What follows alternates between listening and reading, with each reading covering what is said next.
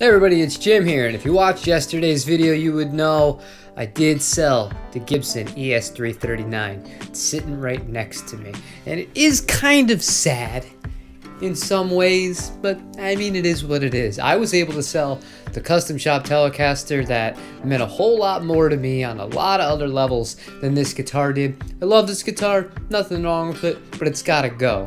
The only reason I'm making this video today, I could not have picked a better buyer. And sometimes you don't get to pick your buyers, but this just happened to work out great.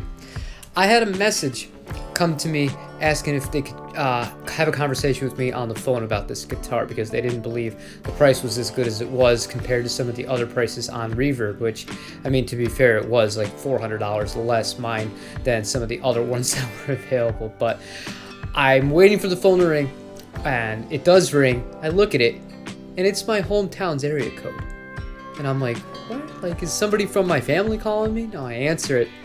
It's this older dude. And we start shooting the shit about, you know, where we grew up in New York and all that fun stuff and venues and musicians and stuff we know. And we talk about the guitar. We're working on an agreement within like 5 minutes. I'm like, yeah, whatever. I'll give it to you. And so I've come to find out this guy's not buying it for himself. He's buying it for his son. And what makes this extra, like, I don't know, this hit me right in the feels, so to speak.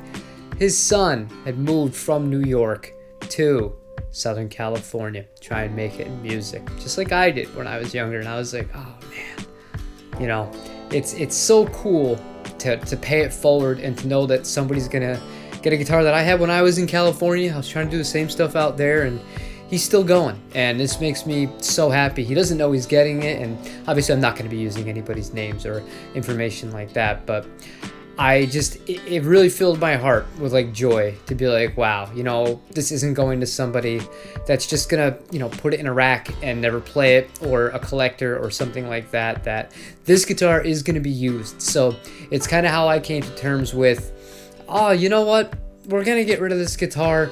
It is what it is. It sucks. I'd love to keep all the guitars, but that's not my reality. Not at this point in life. Probably not ever, to be honest with you guys. But I had a lot of fun with this guitar. I had great memories with it.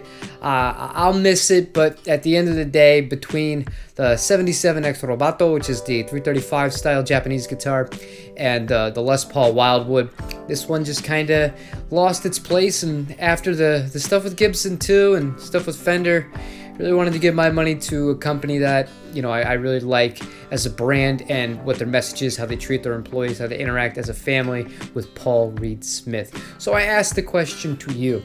If you've ever sold a guitar and known who it's gone to, did it end up all right? Like, did it go to somebody and they still have it? Like, could you still see the guitar? Or did you know that it was going to a really good home and hopefully being used? And who knows, one day maybe you might even see that guitar on your television or on YouTube from a live performance.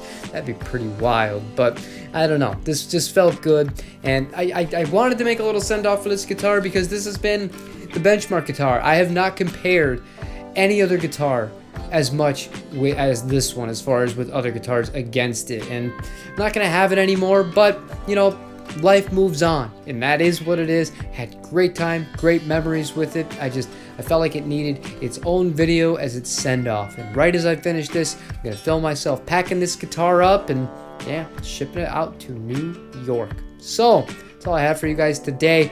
I hope you all have a great weekend. Let me know, again, like I said, if you've ever sold a guitar, or if you've had something where you've sold a guitar to somebody and they didn't do an ideal thing with it, whether it's one of your friends and it literally just sits on the wall or in a stand and it never gets used, or they broke it, or, you know, some terrible stuff. I like hearing that stuff too, because I've also had that. But part of the reason why I thought this was so special is because it's a great story. It mirrors my own life, and it reminds me of something my dad would have done for me. I love you, Dad. I will see you guys tomorrow for a different guitar-related video. Till then, enjoy. Get outside. Get off YouTube. Have fun. Take it easy.